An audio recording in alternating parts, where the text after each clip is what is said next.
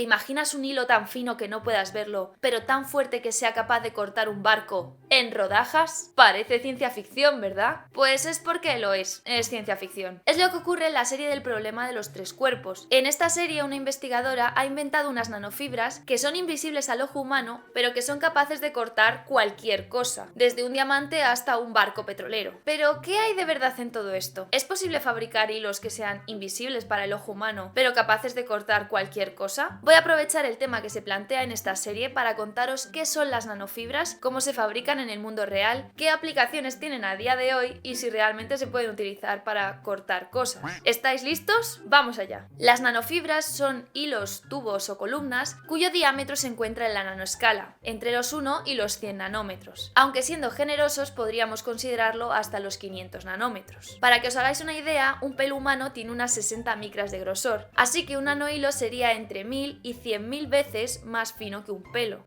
¡Diablos, señorita!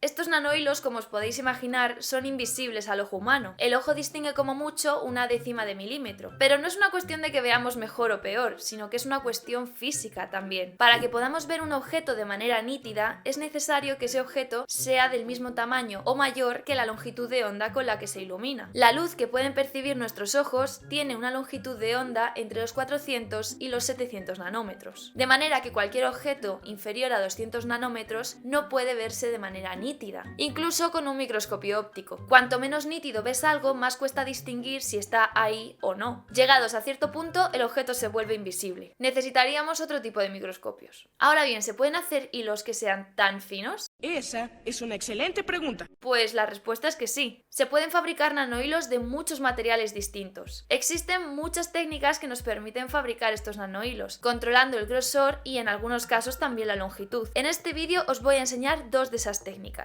Vamos a empezar con la técnica de electrospinning, que aunque suena que te vas a subir a pedalear a una bicicleta mientras escuchas hiperpop, no es exactamente eso. En castellano sería la técnica de electrohilado. Veamos en qué consiste. La técnica de electrohilado nos permite crear nanofibras de materiales muy variados, pero principalmente se usa para nanofibras poliméricas. Para este proceso necesitaremos una jeringa, una aguja metálica, un colector y una fuente de alto voltaje. Primero, se prepara una disolución polimérica que se introduce en el interior de la jeringa. Al pasar la solución polimérica por la aguja metálica de la jeringa, se aplica un alto voltaje eléctrico entre la aguja y el colector, que normalmente es una placa metálica o un rodillo situado a cierta distancia. La diferencia de potencial eléctrico genera un intenso campo eléctrico, que induce la formación de un cono en la disolución, conocido como el cono de Taylor. Cuando la fuerza eléctrica supera la tensión superficial del líquido, se proyecta un chorro de la disolución hacia el colector. Durante su trayecto, el solvente se evapora y el polímero se estira y solidifica, en forma de fibras muy finas, que finalmente se depositarán en el colector. Así es como logramos depositar una gran cantidad de nanofibras sobre la superficie deseada. ¡Todo un éxito! ¡Qué buen servicio! Como muchos nanomateriales, los nanohilos se caracterizan porque una gran parte de su material se encuentra en la superficie. Es decir, en este burruño de nanohilos hay mucha más cantidad de material en contacto con la superficie que si comprimimos todos los nanohilos y formamos un solo bloque. Y aumentar la superficie tiene muchas ventajas. Tened en cuenta que muchos procesos físico-químicos ocurren en la superficie de los materiales, como la absorción o la catálisis. Al aumentar la superficie del material, aumentamos la interacción del material con su entorno. Es por ello que los nanohilos se utilizan en aplicaciones como filtros de aire, catalizadores, sensores de gases y filtros de agua por su disposición. También se encuentran aplicaciones en el ámbito médico y farmacéutico, incluso en el ámbito cosmético. Aunque de todas estas aplicaciones, las nanofibras nunca se usan para cortar cosas. Vamos ahora con la segunda técnica para hacer nanofibras, conocida como la técnica vapor líquido sólido. Vamos a verlo. La técnica de vapor líquido sólido es especialmente popular para la fabricación de hilos semiconductores. Primero se colocan partículas pequeñas de un catalizador en un sustrato. Este conjunto se calienta y se expone a un gas que contiene el material del que se quieren formar los nanohilos. Cuando el gas entra en contacto con el catalizador caliente, se descompone y el material se disuelve en el catalizador, formando una gota líquida. A medida que el material se disuelve y la gota se satura, el material comienza a cristalizar y crecer hacia afuera, formando un nanohilo bien sólido. Todo un éxito. ¡Qué habilidad, señor! A diferencia de los nanohilos creados por electrohilado, estos nanohilos poseen una alta calidad cristalina y al estar compuestos por materiales semiconductores resultan muy atractivos por sus propiedades ópticas y electrónicas. Sus aplicaciones abarcan desde células fotovoltaicas hasta guías de onda, pero nuevamente estos hilos no se usan para cortar cosas. También existen otras técnicas para hacer nanohilos, como la deposición química de vapor o la litografía electrónica, que puede hacer cosas así de chulas. Yo misma hice nanohilos con esta técnica durante el doctorado. Fue hace 84 años. Como veis, las nanofibras en el mundo real no tienen nada que ver con las nanofibras que nos presentan en la serie. Los nanohilos nunca se utilizan para cortar cosas. Sin embargo, hace un tiempo Netflix hizo una entrevista al Dr. Matt Kensey, el asesor científico de la serie. En esta entrevista, Kensey dijo que, efectivamente, el uso de las nanofibras para cortar cosas es un elemento de ficción, porque no se pueden fabricar fibras a esa escala y además surgen otros problemas prácticos, como por ejemplo cómo sujetar las nanofibras. No obstante, añadió un comentario final, el comentario de la muerte, el comentario por el que estamos todos hoy aquí. Kensey dice que aunque no se puedan fabricar nanofibras en masa, ya existen nanofibras que pueden cortar casi cualquier cosa. Yo cuando escuché esto, se me puso la cara de rey. Algo anda mal. ¿Sería posible fabricar nanofibras que, aunque fueran muy pequeñas, fueran capaces de cortar cualquier cosa? ¿Como una lira cortadora súper minúscula y potente? El tema es que aquí encontramos una disonancia cognitiva. Hay una serie de argumentos que podrían hacernos creer que los nanohilos podrían servir para usos similares a los de la serie, pero en realidad estos argumentos son equívocos. Vamos a analizar cuáles son estos argumentos. Podríamos pensar que un nanohilo puede cortar un objeto más fácilmente porque está más afilado. Pensemos por ejemplo en un cuchillo. Cuanto más afilada está la hoja, mejor corta. Esto se debe a un tema de presión. Es lo mismo que si yo aprieto mi dedo contra la pared, seguramente no pase nada. En cambio, si ejerzo la misma fuerza contra la pared utilizando una chincheta, seguramente consiga hacer un agujero. Es la misma fuerza, pero está localizada en un punto mucho más pequeño, aumentando la presión. Con las nanofibras podríamos pensar lo mismo. Al ser más finas están más afiladas, pero también al tener menos átomos son más fáciles de romper. En un cuchillo, por ejemplo, cortas mejor cuanto más afilada está la hoja, pero también necesitas que el cuchillo luego se haga más grande para poder resistir las fuerzas en contra. Por otro lado, podríamos pensar que hay materiales en la nanoescala que son más resistentes que el acero de un cuchillo, como por ejemplo los nanotubos de carbono. Seguro que habéis escuchado alguna vez que el grafeno es un material muy resistente, 200 veces más fuerte que el acero, gracias a sus enlaces covalentes. Podríamos pensar entonces que los nanotubos de carbono, que son tubos cuyas paredes son de grafeno,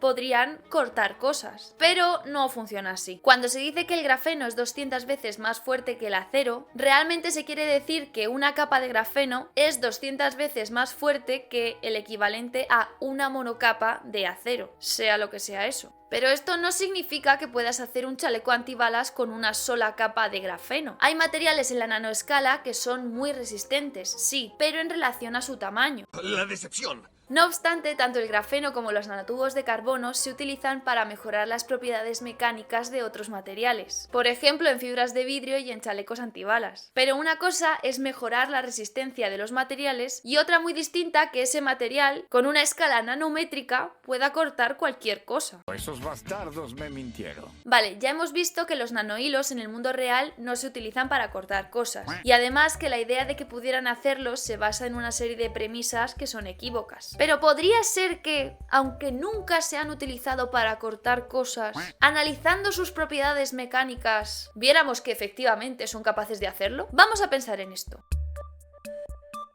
Para que un material pueda cortar algo, en modo de cizalla, como lo hacen en la serie, debe ser capaz de resistir, por un lado, las fuerzas laterales que recibe el hilo al encontrarse con el material y, por otro lado, las fuerzas paralelas al hilo que lo mantienen tenso. Las propiedades mecánicas de los hilos se pueden medir y se pueden calcular. Existen técnicas como la nanoindentación que permite medir la dureza de los materiales. Básicamente consiste en usar una punta muy fina y presionar el nanohilo para ver cómo se deforma. También se puede medir la tensión necesaria necesaria para romper un hilo. Podemos obtener números, sí, pero ¿realmente estos números son del todo fiables? Podríamos buscar cuál es la resistencia de corte de un determinado acero con una determinada sección transversal y podríamos encontrar un número. Imagínate que necesito 500 megapascales para cortar mi trozo de acero. Si la dureza de mi nanohilo es de 600 megapascales, ¿eso quiere decir que mi nanohilo puede cortar mi cachito de acero? Pues en realidad no, ya que estos dos valores se han obtenido de maneras muy distintas. Al nanohilo se le ha aplicado una presión con una punta en la nanoescala y a la plancha de acero seguramente se le haya realizado un ensayo de tracción. Son pruebas distintas y tienen implicaciones muy diferentes. La única manera de comprobar si un nanohilo es capaz de cortar un trozo de acero es intentarlo directamente, y no he encontrado ningún artículo en el que te cuenten que hayan hecho algo ni remotamente parecido, ni yo ni los expertos en nanohilos a los que he consultado. En realidad, para cortar cosas ya se usan técnicas que están muy dominadas, como por ejemplo el corte por presión de agua, el corte por láser, y si quieres hacer un buen corte con precisión nanométrica, se utiliza un haz de iones focalizado, un FIF. Si queréis que hable más de estas técnicas, pues ya sabéis, pedídmelo en los comentarios. Ah, y suscribíos al canal, y eso. Fun fact, escribí al asesor científico de la serie del problema de los tres cuerpos, al Dr. Mackenzie. Le pedí amablemente si podía pasarme alguna referencia o recomendarme algún artículo donde se hablase de esas nanofibras que él había comentado en la entrevista, esas que pueden cortar cualquier cosa. Y para sorpresa de todos, pues no me ha respondido. Así que nada, nos quedaremos sin saber a qué nanofibras se refería el Dr. Mackenzie.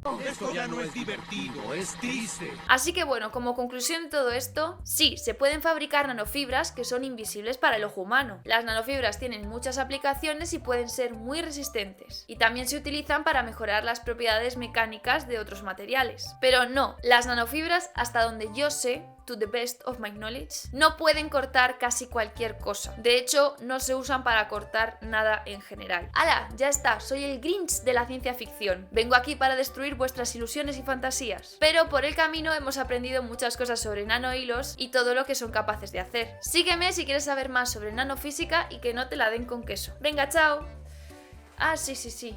Este ratito de promo, pues eso, que tengo vídeos y que estaría guay que os suscribierais y eso, ¿sabes?